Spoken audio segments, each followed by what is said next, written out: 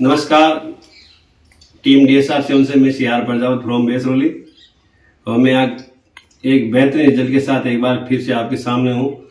मेरे साथ है मिस पूजा शील, जिसको पिछले 6-7 साल से सांस फूलने की और खांसी जुकाम की कंटिन्यू तकलीफ थी और कई जगहों से 6-7 साल में खूब सारे प्रोडक्ट लिए पर कोई सुधार नहीं हुआ।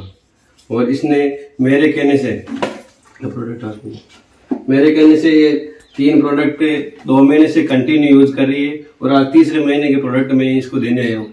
तो इन प्रोडक्ट को लेने के बाद में कितना सुधार है, क्या रिजल्ट मिला, ये खुद ही अपनी जुबान से बताइए।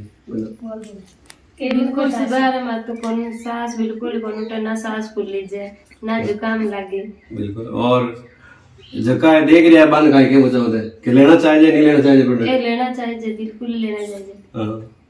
Thank you.